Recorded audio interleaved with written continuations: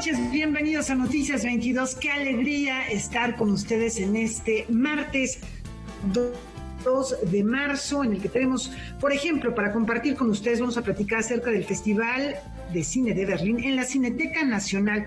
También seguimos platicando acerca de lo que ha ocurrido en la Feria Internacional del Libro del Palacio de Minería y otros temas, otros libros que también les vamos a presentar. Además, en Enfoques, una escritora joven que es un verdadero fenómeno editorial. ¿Cómo estás, Rafael García Villegas? Qué gusto estar contigo. Mi querida Laura, qué gusto saludarte también a ti y a los amigos del auditorio con mucha información, como ya bien apuntas, este martes. Y lo comentábamos el día de ayer, marzo también es el mes de la mujer. Habrá muchas actividades a propósito del 8 de marzo, Día Internacional de la Mujer. Ya lo comentábamos, hay un programa muy rico que tiene la Secretaría de Cultura, muy rico en actividades artísticas y culturales, que también estaremos transmitiendo y compartiendo en la pantalla de Canal 22 con una programación especial. Y hay varias instancias que se están sumando a esta iniciativa, como lo es el Centro de la Imagen, que reúne a diferentes artistas visuales, a fotógrafas, para reflexionar sobre algunos temas. ¿Cuáles son? El género, la autorrepresentación, la violencia, temas muy importantes. Ahorita hablabas y anticipabas, sin dar más spoilers, quién será nuestra invitada de Enfoques. Caray, el tema de la violencia, muy importante en su obra, que ya estarán descubriendo más adelante. Pero ¿qué les parece si arrancamos con esto que nos ofrece el Centro de la Imagen a propósito del Día Internacional de la Mujer? Hasta el 9 de abril, el Centro de la Imagen realizará varias actividades para reflexionar sobre el género, violencias contra las mujeres, autorrepresentación, familia, memoria y trabajos colaborativos a través de procesos creativos. Esto en el marco del Día Internacional de la Mujer. El ciclo, como dices, conjuga distintas generaciones, que eso también es interesante, contrastar las inquietudes, porque nada más ahorita respondo lo otro, pero a propósito de lo que decías de Elsa Medina, que la ubicamos en el fotoperiodismo, porque esa ha sido su trayectoria principal. En realidad, en este ciclo nos va a hablar de una nueva faceta, de una suerte de migración, digamos, hacia una exploración más personal, así que va a ser bien interesante. El ciclo 8M, Mujeres, Miradas, Imaginarios, contempla talleres, conversatorios y una presentación editorial a cargo de Sara Gómez Luchini, Daniela Bertolini, Sonia Madrigal, Diana Cano, Gladys Serrano, Carol Espíndola, Paola Dávila, Bela Liménez, Elsa Medina y Dolores Medel. Al tener participando 11 mujeres de generaciones distintas y aproximaciones distintas a la fotografía, quienes están de corte documental o fotoperiodístico o más una exploración conceptual, pues en conjunto nos van a invitar a reflexionar sobre el género, sobre el cuerpo, como es el caso de Bela Liménez, que ha trabajado justo además del cuerpo en mujeres de cierta edad, ¿no? Cuando una empieza más bien a envejecer, ella habla sobre eso. En el caso de Dolores Medel también nos van a hablar o reflexionar sobre la autorrepresentación, y pues de alguna manera todas cruzan también asuntos de identidad y familiares o personales, que nos van a permitir reflexionar sobre el papel de la mujer. En los talleres se abordarán temas como el cambio por construir, habitar el interior y álbum de familia, de construcción de narrativas normativas, mientras que en las conferencias se reflexionará sobre de qué sirve una ventana que no se abre, el gesto de representarse a sí misma, la fotografía en primera persona, mujeres y territorio y memorias, caminos y relatos. Mientras que el libro Ama de Casa de Daniela Bertolini se cuestiona los estereotipos de los 60, 70 con los que se construyó la idea de cómo tenía que ser una mujer y que seguimos repitiendo. Al visibilizar esas inquietudes, cuestionamientos que estas mujeres están explorando en sus obras, pues sí se contribuye a un cambio, porque es dar cuenta justo de esas imposiciones discursivas, normativas, que se le han puesto a la mujer y sobre la cual se tienen ciertas expectativas de su participación en la sociedad. Y estas mujeres lo que hacen ver es que, pues no, la mujer tiene posibilidades de decidir, proponer y de explorar su cuerpo y no estar limitada a lo que nos impone la publicidad. Entonces sí creo que es el primer paso, visibilizar esas inquietudes o visibilizar que hay una forma inadecuada de ver el papel de la mujer para que las cosas cambien. Noticias 22, Alberto Aranda. Bueno, ya que estamos platicando estos días, vamos a seguir haciéndolo en torno al tema del Día Internacional de la Mujer. En este contexto, la Galería Luz de Sosa va a mostrar la presencia y la capacidad artística de las mujeres. Sabemos que hay muchas mujeres artistas que han sido pues prácticamente borradas de la historia del arte, de la pintura, por ejemplo, en este caso desde el Renacimiento, por ejemplo, Artemisa Gentileschi, Sofonisba Anguissola, de la cual, por cierto, Carmen Boullosa escribió un libro muy bello que se llama La Virgen y el Violín, pero está Lavinia Fontana, están muchas otras artistas que en la antigüedad hacían arte y muchas veces incluso hasta los varones tomaban su obra y la adjudicaban como suya. Bueno, afortunadamente esto pues ya debe estar sucediendo cada vez menos y precisamente la Galería Luz de Sosa nos habla de mujeres de distintas disciplinas contemporáneas que nos dejan completamente clara la idea de que las mujeres pues no han sido solamente musas a lo largo de la historia del arte. Vamos a ver qué es lo que nos presenta esta muestra. Con motivo del Día de la Mujer, LS Galería prepara una versión digital de la exposición de Musas a Artistas, Mujeres Mexicanas Creando Historia del Arte. Es una exposición que aglutina 25 mujeres de diferentes técnicas, fotografía, gráfica, pintura, óleo. Y te hablo desde Leonora Carrington hasta Betsabe Romero, pasando por diferentes artistas como Graciela Iturbide. En México fue hasta el siglo XX que se crearon más oportunidades y se abrieron espacios en donde la mujer comenzó no solo a plasmar su visión del mundo, también ganó terreno en distintas esferas de la sociedad. A lo largo de la historia nos lleva a pensar que la mujer es esta musa que inspira a los artistas y claro que no, lo somos, pero somos mucho más que eso. La idea es esa, precisamente, mostrar la capacidad creativa de la mujer en las diferentes técnicas y formas. Esta muestra virtual está disponible en su sitio web. De manera paralela y presencial, la galería también ofrece la exposición titulada Tiempos de Apertura, con piezas de artistas que protagonizaron el cambio en el arte en la segunda mitad del siglo XX en México y Estados Unidos. En una época en la que todos estamos encerrados, lo que estamos buscando es justo abrir paradigmas, ¿no? Y entonces decidimos hacer una exposición que es muy interesante porque junta diferentes corrientes, ¿no? Realmente tú puedes ver de repente a un Giorgio de Chirico y de repente un Jeff Koons en una misma sala y dices, ¿cómo puede estar esto expuesto al mismo tiempo? Que es completamente contrastante y la realidad es que lo que tienes es eso, es tener una posibilidad de abrir un poco más a lo que estamos acostumbrados y tener una curaduría que a nosotros nos pareció espectacular. Tenemos obra de Manuel Felgueres, tenemos obra de Arnaldo Cohen, tenemos obra de Pedro Coronel, tenemos obra de José Luis Cuevas, tenemos también esta parte, Tamayo, claro, tenemos a Jeff Koons, tenemos a Andy Warhol, tenemos a Jasper Jones, Chuck Close.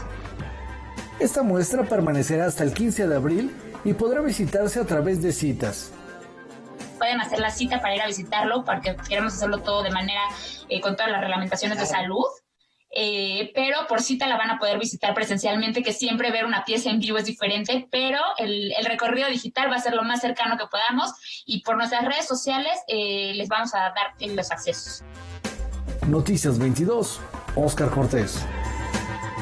Vaya, una propuesta muy atractiva, hay que ir apartando el lugar, sacando cita y disfrutar de este recorrido de musas a artistas. Y en otros temas, ayer se celebró la 35ª edición de los premios INA, galardones que desde 1969 reconocen la labor investigativa de los profesionales en disciplinas como antropología, en sus distintas ramas, en los procesos de conservación, restauración o promoción del patrimonio de nuestro país. Así se vivió la ceremonia de entrega en el Museo Nacional de Antropología. Como un reconocimiento al tesón investigativo y a la resiliencia de las y los profesionales de la academia e investigadores afines al quehacer del Instituto Nacional de Antropología e Historia, la Secretaría de Cultura del Gobierno de México, a través del propio instituto, hizo entrega de los premios INA en su 35ª edición, correspondiente a la convocatoria 2020. En la ceremonia, realizada en el Museo Nacional de Antropología, se entregaron 32 premios y 25 menciones honoríficas y felicitó la labor de 268 investigadores de México, Estados Unidos, América Latina y naciones como Japón, España, Italia y Portugal, que participaron en el certamen. A nombre de la secretaria de Cultura del Gobierno de México, Alejandra Frausto Guerrero, el director general de Comunicación Social y vocero de la dependencia, Antonio Martínez Velázquez, señaló que estos premios son fundamentales porque reconocen a la investigación como una actividad sustantiva para la Secretaría de Cultura y para el INAH. Cada trabajo permite entender el presente, el pasado y el futuro de nuestra sociedad. En su intervención, el director general del INAH, Diego Prieto Hernández, añadió que en este año marcado por la COVID-19, en el cual el INAH y la nación entera ha sufrido la pérdida de invaluables personas y profesionales, esos premios se convierten en un mensaje de persistencia, resistencia y continuidad de esfuerzos diarios. El listado de los premios en las disciplinas Arqueología, Antropología Física, Etnología y Antropología Social, Historia y Etnología Lingüística, Restauración y Conservación del Patrimonio Arquitectónico y Urbanístico, Conservación de Bienes Muebles y Museografía e Investigación de Museo, se pueden consultar en el portal del INAH. Noticias 22, Omar Vera. Tenemos una pausa, regresamos con teatro y con cine, entre otras cosas, Canal 22 recuerda a Jean-Claude Carrière.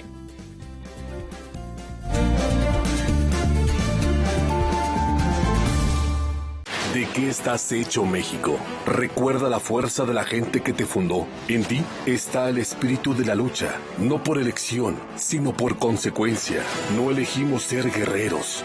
La adversidad nos hizo herederos de mujeres guerreras, de filósofos, ingenieros y emprendedores. En nosotros no cabe la derrota. Hoy más que nunca, México, recuerda de qué estás hecho. Fuerza por México.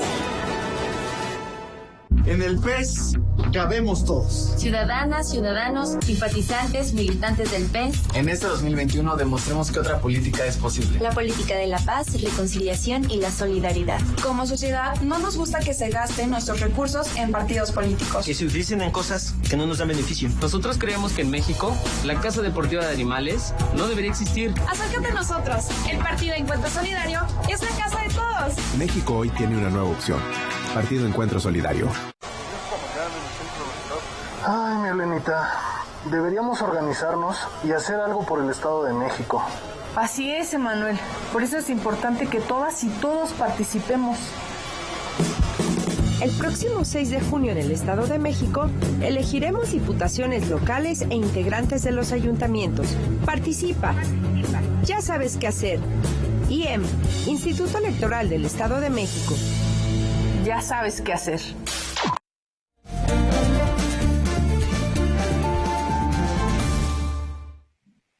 Recordarán que el pasado 8 de febrero dábamos aquí cuenta de la partida, del fallecimiento del actor, guionista y dramaturgo francés Jean-Claude Carrière a los 89 años de edad, reconocido por ser una de las grandes figuras del cine que en repetidas ocasiones colaboró con el aclamado cineasta español Luis Buñuel.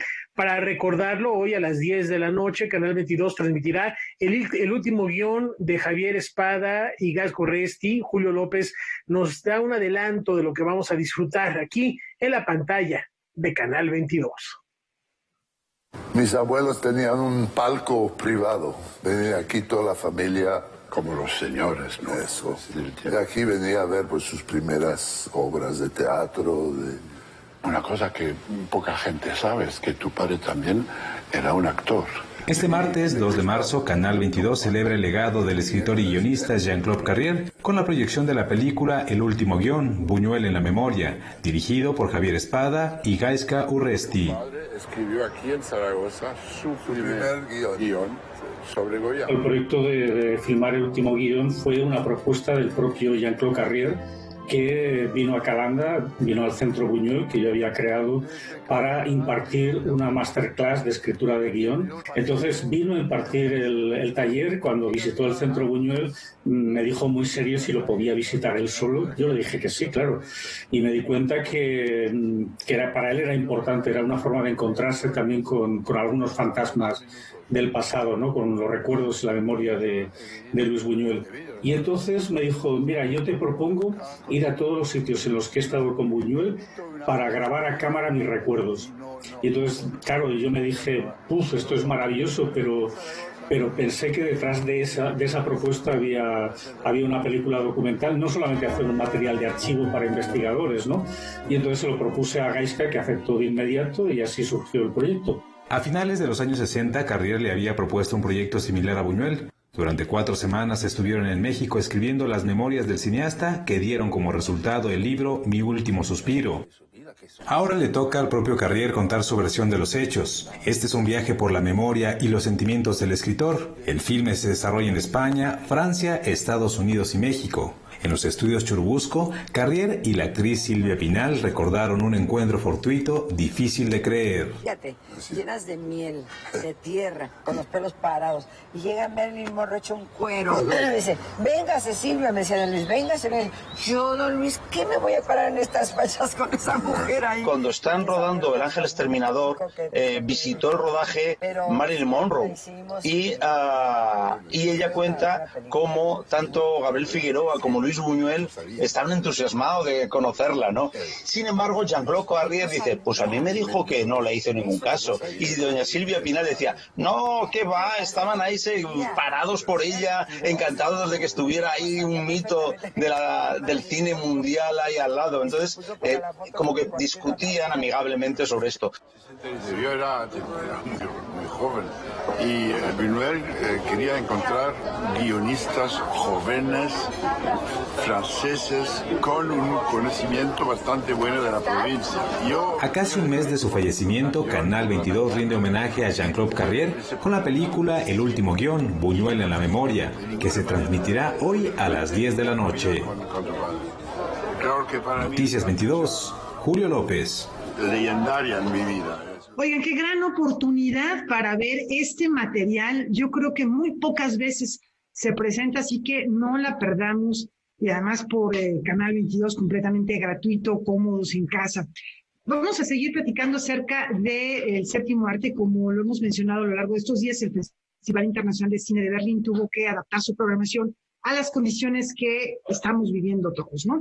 Para facilitar la muestra de las películas participantes, se optó por elegir 4 sedes distintas. Una de ellas es la Cineteca Nacional.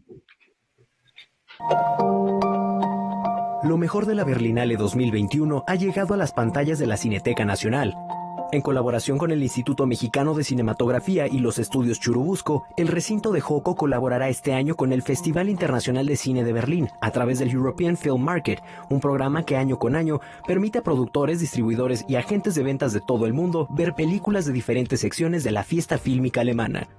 Debido a las restricciones de viaje implementadas alrededor del mundo para hacer frente a la pandemia, el European Film Market extiende su programa mediante la iniciativa EFM Goes Global, con el objetivo de que participantes del mercado en territorios clave de distribución fuera de Europa puedan asistir a las proyecciones especiales.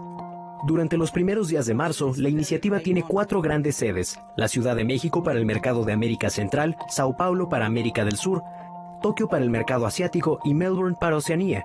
Con respecto a esta nueva iniciativa, Carlos Chatrián, director artístico de la Berlinale, dijo estar encantado de que en esta situación inusual el European Film Market haya logrado mantener la experiencia física colectiva con este proyecto desafiante y prometedor, ya que EFM Goes Global brinda a las películas de la sección de la Berlinale la oportunidad de mostrarse en un cine real a una audiencia físicamente presente.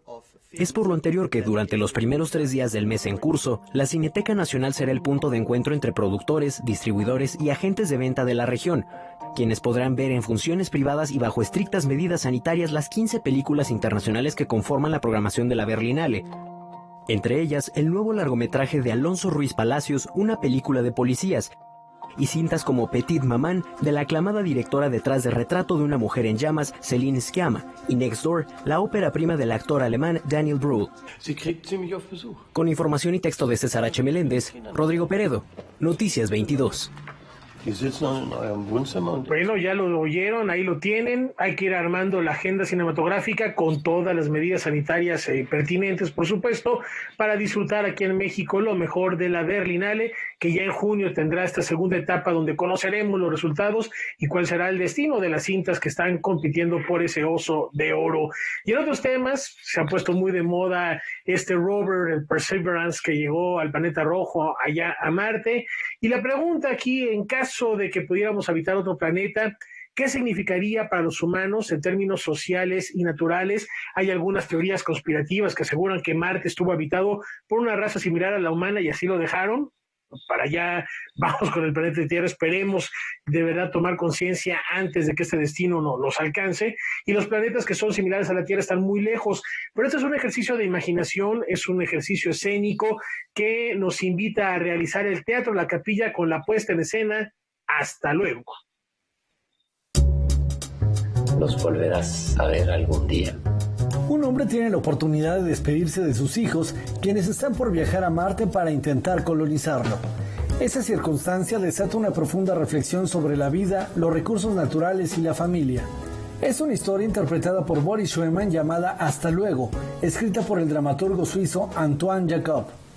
Pero bueno, también es la reflexión sobre la paternidad, sobre las nuevas generaciones y cómo se revaloriza el cuidado de la tierra, el cuidado de los recursos naturales, ¿no? Y cómo esto ha cambiado, cómo este cuidado y cómo esta reflexión ha cambiado a lo largo de los años. Tenemos confianza.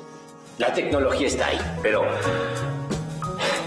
es una pieza melancólica, divertida y esperanzadora que hace uso de la ciencia ficción y el humor en medio de tiempos pandémicos. A través de las generaciones ha cambiado la conciencia y las actitudes y los actos para poder erradicarlo o para empeorarlo, ¿no?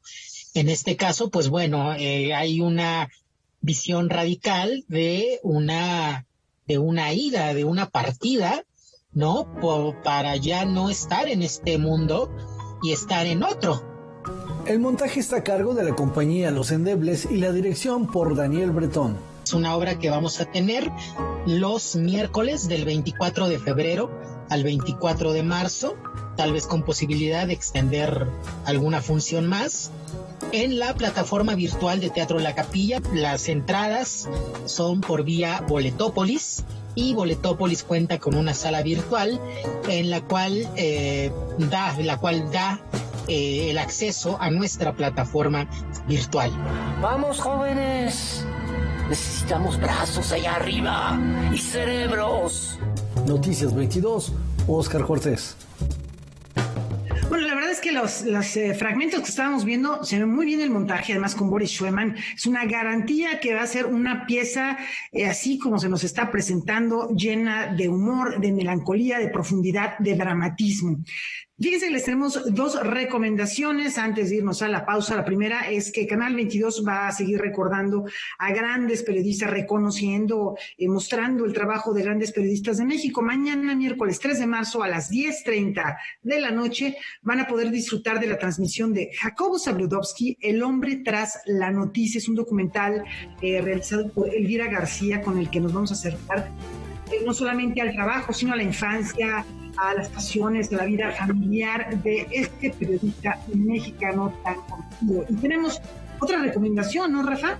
En efecto, Laura, como todas las noches, los invitamos en punto de las 9 a seguir Debate 22. En esta ocasión, Gaby Tlaseca recibirá a la vocera de la Colectiva Nacional Feminista, Yolitzin Jaimes, para hablar sobre la polémica en torno a la candidatura de Félix Salgado Macedonio a la gubernatura de Guerrero. No se lo pierdan al término de este espacio informativo, por supuesto, por la pantalla de Canal 22. Con esta invitación, nos vamos a una brevísima pausa.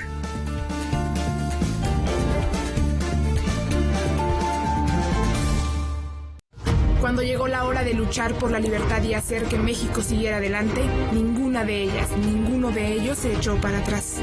Con las medidas sanitarias pertinentes, sal y elige a quienes ocuparán los más de 21,000 cargos de elección popular. Para eso, debes recoger la INE que tramitaste o actualizaste. El último día es el 10 de abril.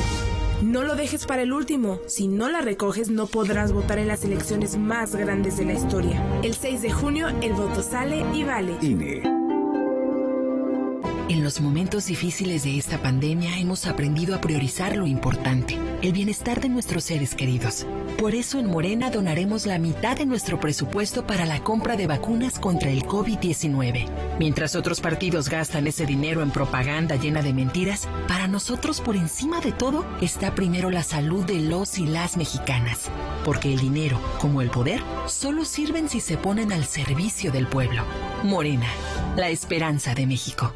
¿Te falló la 4T? Es de sabios reconocer y corregir. Morena prometió un cambio a México, pero trajo los peores gobiernos estatales y municipales del país. Hoy somos de los países con la tasa más alta de muertes por COVID en el mundo, sin apoyos al sector productivo para cuidar los empleos y el ingreso familiar. Todo gracias al mal manejo de Morena en la pandemia. A puro capricho y ocurrencias, ya son más de 150,000 defunciones y 2,5 millones de empleos perdidos. Llegó la hora de corregirlo. Cambiemos hacia el futuro. Esto es Acción por México. PAN.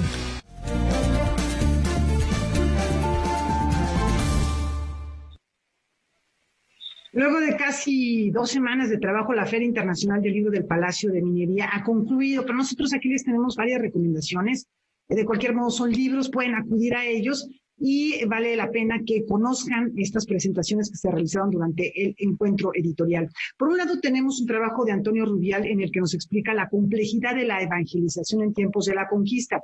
El otro libro que les vamos a presentar un momento se llama Lo psicopolítico, es una publicación coordinada por Rosaura Martínez en la que se reúnen diferentes análisis sobre la política con un enfoque crítico desde el punto de vista filosófico. Veamos más detalles.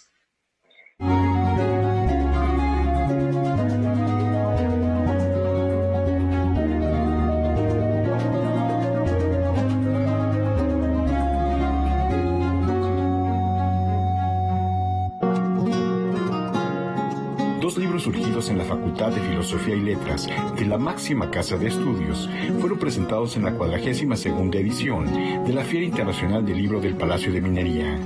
El primero de ellos explora el proceso de evangelización a través de los siglos XVI al XVIII y se titula El cristianismo en Nueva España. Su autor, Antonio Rubial, pone de manifiesto la complejidad de la evangelización y señala que se ha sobresimplificado. Y el proceso de evangelización tampoco fue nada más un proceso pacífico, ¿no? Hubo también violencia en la concentración de poblaciones, en la obligación de llevar a cabo un bautizo forzoso, en la persecución de los inadaptados, ¿no? De aquellos que no quisieron aceptar el cristianismo.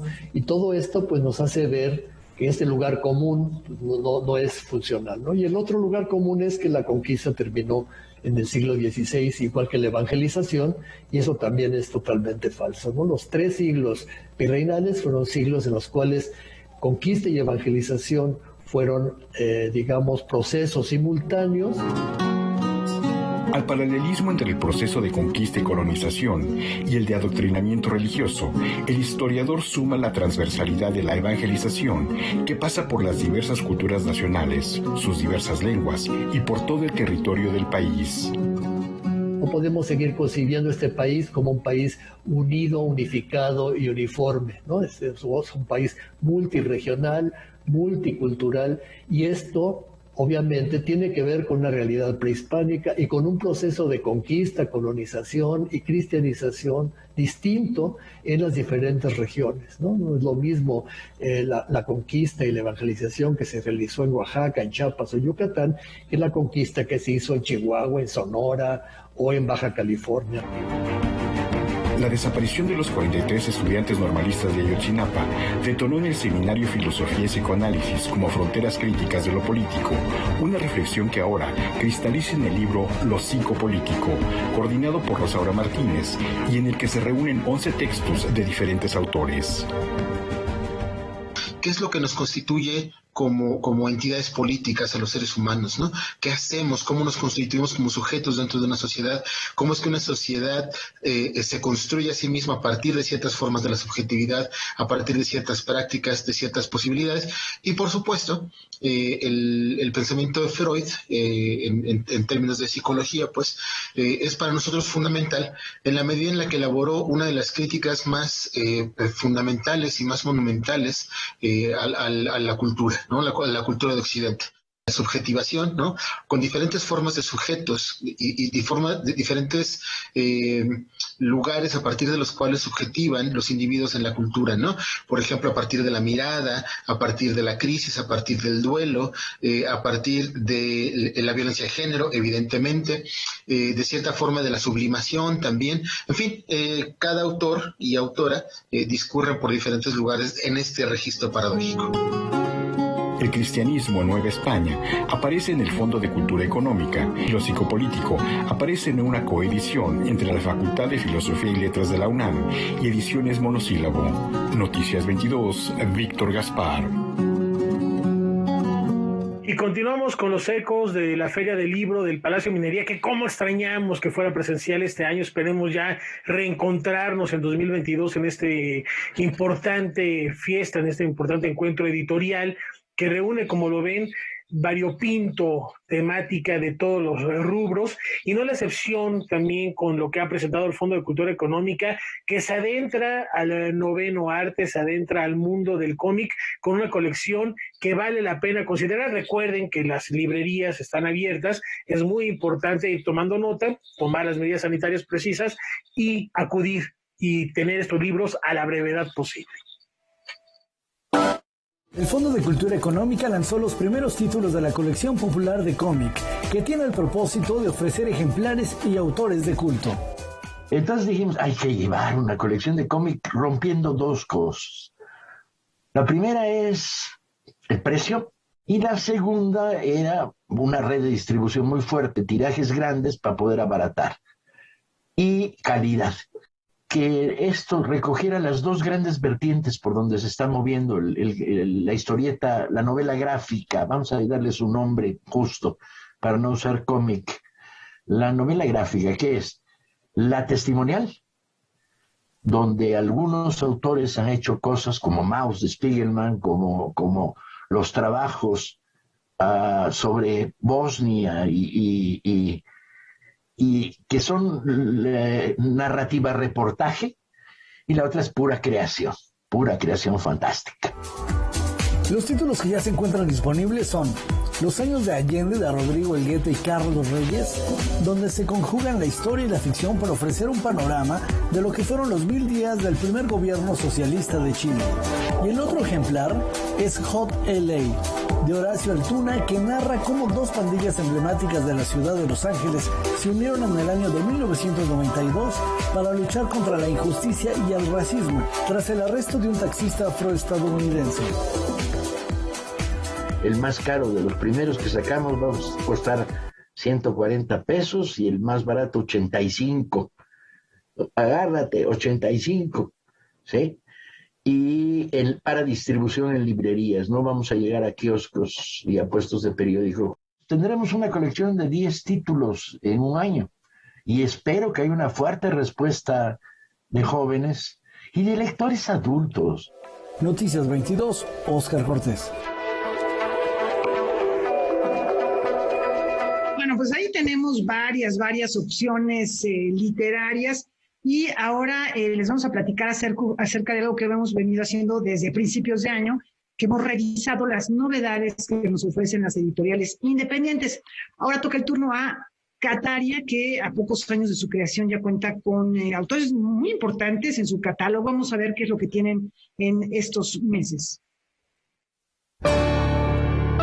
Cataria es una editorial que publica títulos por el gusto de hacerlo. Su filosofía es presentar libros por placer y no porque son novedad. Su origen estuvo a cargo del escritor Fernando Fernández, quien durante 10 años no encontró editor interesado en publicar su libro Oriundos y decidió crear este sello en 2018 de la mano de la ilustradora española Lola García Zapico. Oriundos inauguró el catálogo de esta editorial y en él se muestra la historia de migrantes españoles que llegaron a México antes de la Guerra Civil Española. Y esa historia no se ha contado. Es una historia que ha quedado, pues, en la memoria de los más viejos, en los últimos archivos de las universidades, pero que nunca realmente ha tomado forma como, ya no digamos literatura, sino como testimonio. Y mi libro intenta un poco llenar ese hueco a partir del testimonio de los propios ancianos, de los viejos, de los emigrantes de mi propia familia, contar un poco la historia de cómo emigraron sus familias, las otras familias ligadas a las nuestras, como ocurre tanto en aquellos pueblos españoles, y a partir de ahí, pues contar un poco la gran aventura migratoria española a México anterior a ese exilio español. He dejado la pelea por la vida a través del negocio editorial mío propio y me he dedicado a hacer ediciones solamente por el placer de hacerlas, y eso creo, o eso quisiera que lo reflejaran las ediciones de la editorial Cataria. Además de Oriundos, que lleva 3 ediciones publicadas, el catálogo de Catarias incluye el libro Las hojas sobre poesía de David Huerta y la serie Biloba, que consiste en pequeñas ediciones de 16 a 20 páginas con un tamaño de 15 por 21 centímetros y un tiraje máximo de 200 ejemplares. La primera de ellas fue 3-4 poemas del autor de Oscuro Escarabajo, que no está a la venta y de la que solo se hicieron 100 ejemplares en prensa digital. Como no tenemos dinero, la verdad es que no hemos buscado apoyos, el apoyo lo generamos nosotros mismos, se nos ocurrió empezar a publicar una serie de plaquettes de poesía. Hicimos Epístola ad Almela, una preciosa carta en versos en decasílabos del poeta Alfredo García Valdés, dirigida a Juan Almela, al poeta Gerardo Denis, y el propio Chico Magaña, que es una especie de padrino de la editorial, nos entregó un bello homenaje a Vicente Rojo, en esta plaquette que se llama Fe. Cuidamos siempre los detalles editoriales. Por ejemplo, la plaquette de Chico, partimos de un dibujo del propio Vicente Rojo que Lola García Zapico desconstruyó, separó en elementos para crear esta pequeña plaquette. Visitas guiadas del poeta Gerardo Denis será el próximo libro que publicará este sello. Sus títulos pueden pedirse a través del correo electrónico catariaediciones@gmail.com y no tienen costo de envío. Además, la editorial también trabaja con lecturas en audio de fragmentos de sus textos enviadas por WhatsApp o por email. Noticias 22, Karen Rivera.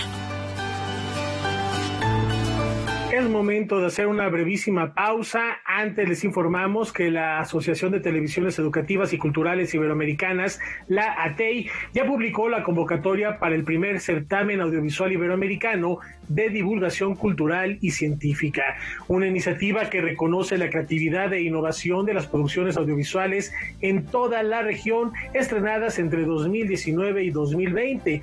Quienes estén interesados deberán registrar sus proyectos antes del miércoles 30 de junio a través de la página que en estos momentos aparece en su pantalla. Con esta información nos vamos a la pausa y al regresar, gran invitada en el segmento de Enfoques. No se lo pierdan.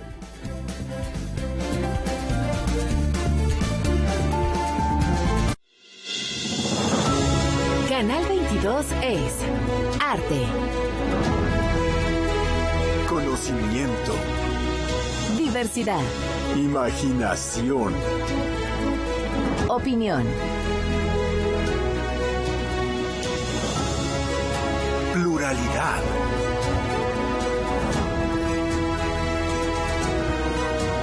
diversión. La revista Telemundo Cine posicionó a Canal 22 como el canal de televisión abierta de mayor preferencia por los líderes de la industria audiovisual en México. Asimismo, el Reuters Institute de la Universidad de Oxford, Inglaterra, ubicó a Canal 22 como la televisora más confiable del país. Anúnciate y sé parte de la comunidad de Canal 22. Comercial @canal22.org.mx.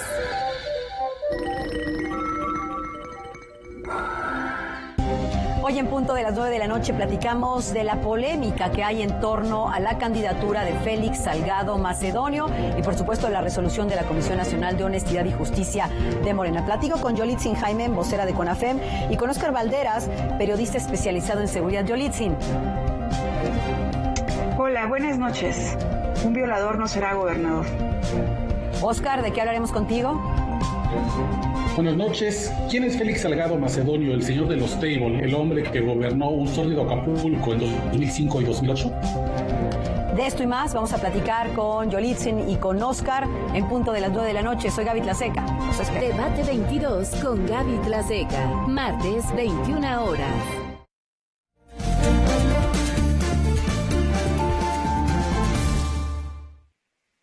En una sociedad descompuesta ante la cruda realidad hay que tener mucho cuidado con las fantasías, con los deseos que tenemos, porque pueden volverse realidad y no necesariamente para bien. Gran historia la que nos regala en su más reciente novela nuestra invitada esta noche en Enfoques.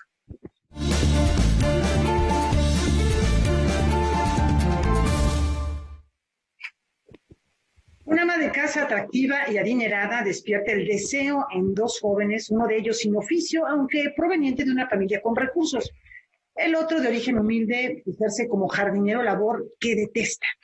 Efectivamente, como dice Rafa, el deseo es el punto de partida. Y la violencia también son protagonistas de este relato que lleva por nombre Paradise. El escenario, un exclusivo fraccionamiento llamado justamente así, Paradise, enclavado y a la vez resguardado del trópico veracruzano.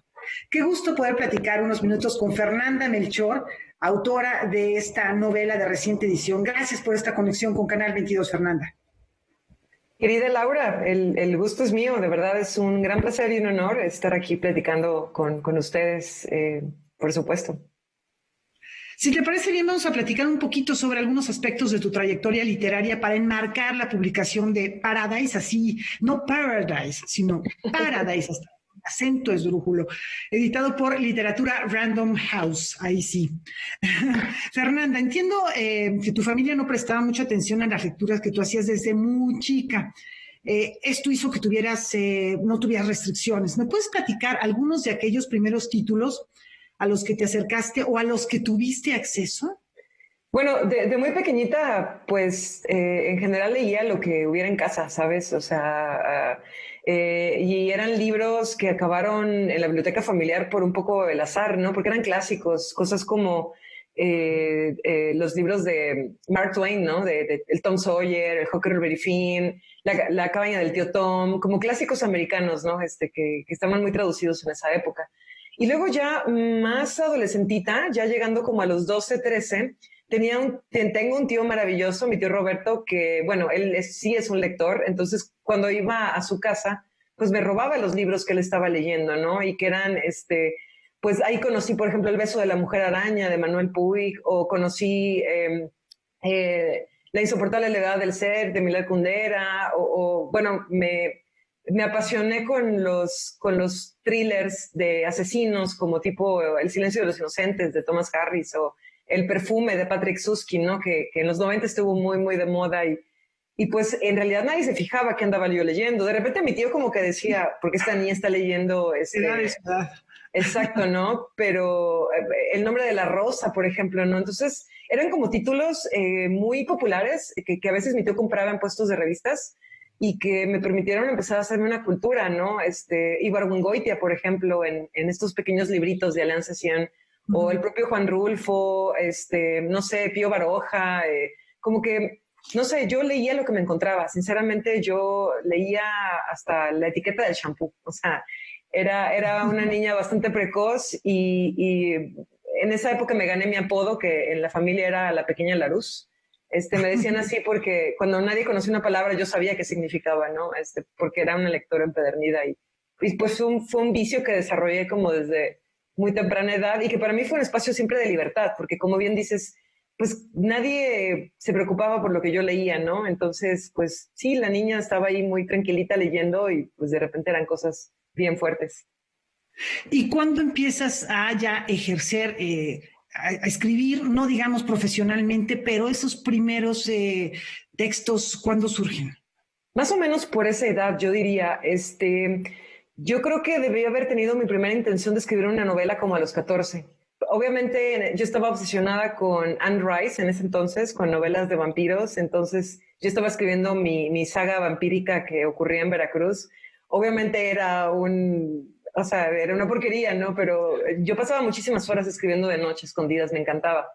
Y siempre fue para mí también fue descubrir un espacio de total libertad. Es decir, cuando tú lees, te entras en la cabeza de los personajes.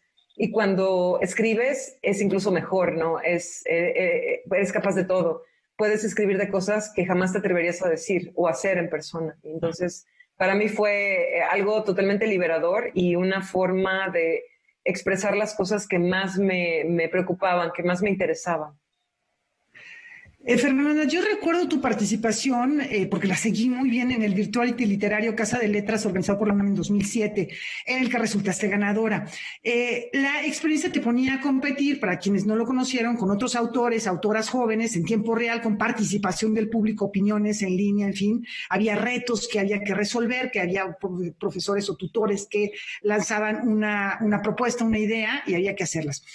Ahí tu presencia tuvo una repercusión muy notoria en el público. No sé si esa experiencia, o ya lo tenías claro antes, te permitió tomar el pulso del impacto de tu literatura en los lectores. Es algo que ya habías descubierto porque fue como muy evidente.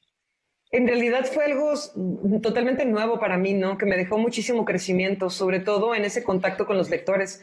O sea, estás hablando con alguien que jamás fue un taller de literario. O sea, jamás antes de haber entrado a Casa de Letras sometí lo que yo escribía como al trabajo de un taller literario, a la crítica, ¿no? A los comentarios, comentarios positivos como negativos, como burlones. Es decir, era un foro abierto totalmente, ¿no? Digo, había límites como de corrección, vamos, tampoco se admitían los insultos, pero fue algo impresionante para mí. Y yo me quedé con muchísimas lecciones de la experiencia vivida en ese taller literario en vivo. Fue al mismo tiempo muy difícil emocionalmente.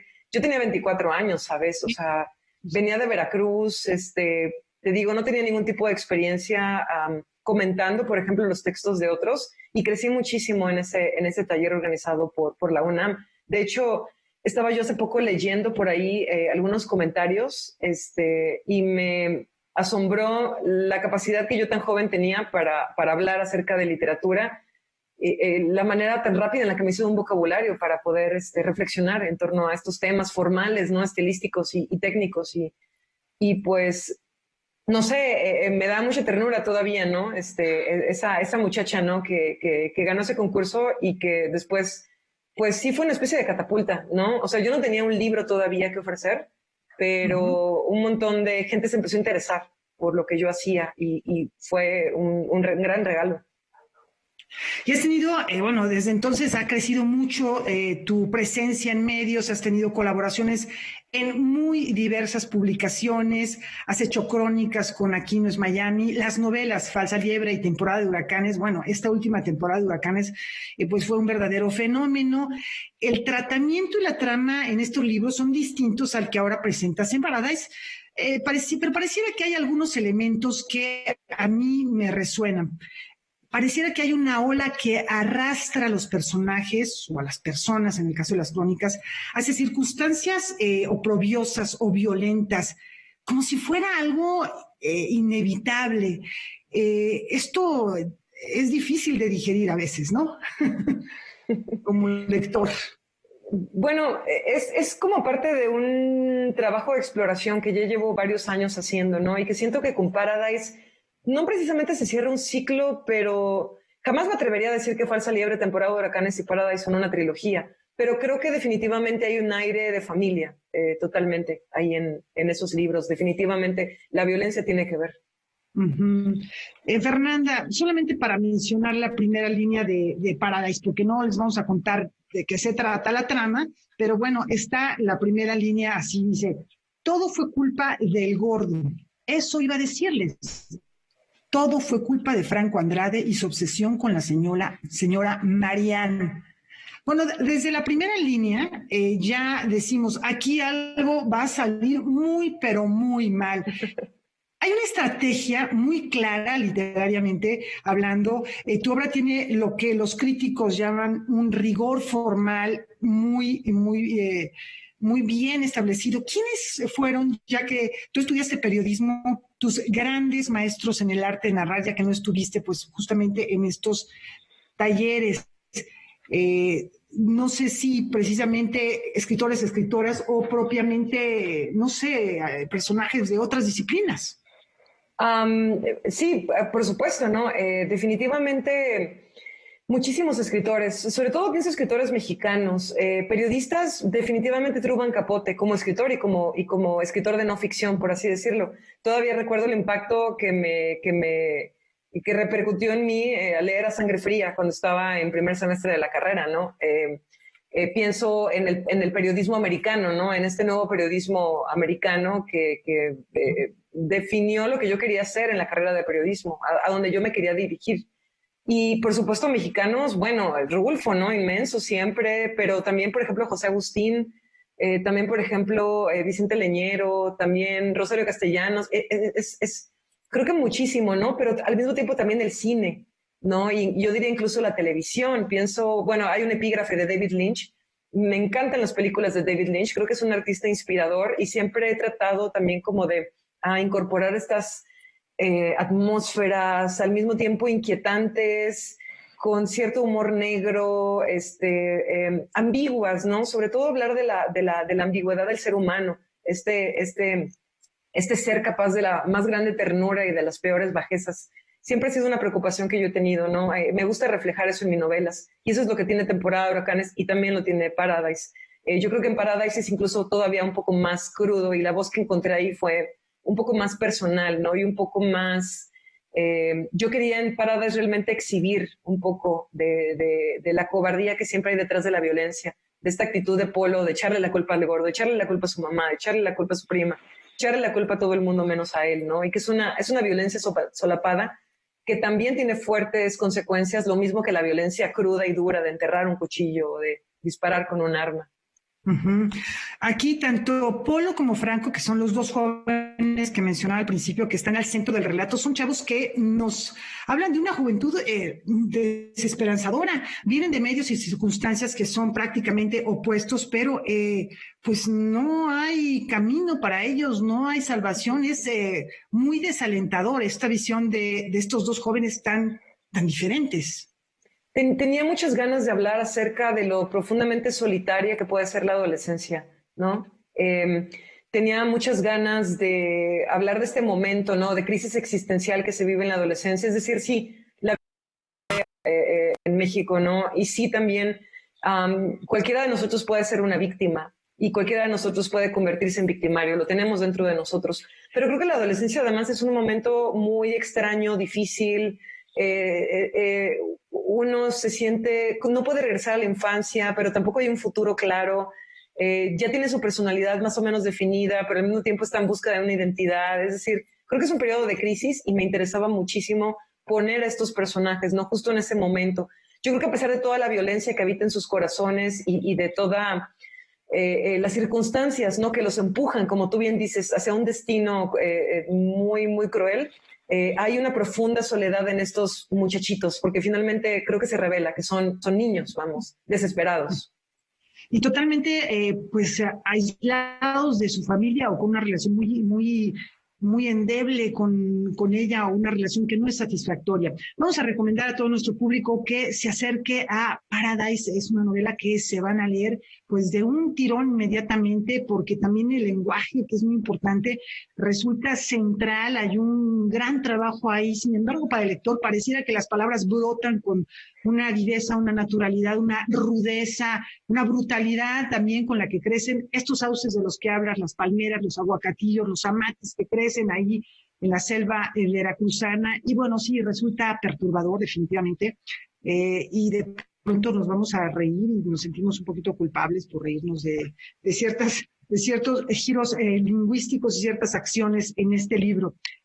Fernanda, tenemos un minuto para despedirnos, unos cuantos segundos, y siempre lo hago en esta entrevista con algunas preguntas reinventadas del cuestionario Proust. Quisiera preguntarte, para empezar, si me lo permites, ¿tienes algún héroe o heroína? Qué difícil pregunta. Es muy difícil tener héroes. Mi abuela. Tu abuela. ¿Hay algún rito, algún hábito que tengas al momento de escribir? Siempre tomo té y cambian un poco con los libros. Sí, cambia con cada libro. Ahora, la última. Un genio sale de una botella y te concede un deseo, el que sea. ¿Qué pides? Oh, qué difícil. ¿Pido más deseos? No sé. Ese me parece el mejor de todos. Muchísimas gracias, Fernanda Melchor, por estar con nosotros. ¿Cómo ves, Rafael? No, fascinante, fascinante. La recomendación está hecha, Paradise de Fernanda Melchor, no se lo pierdan.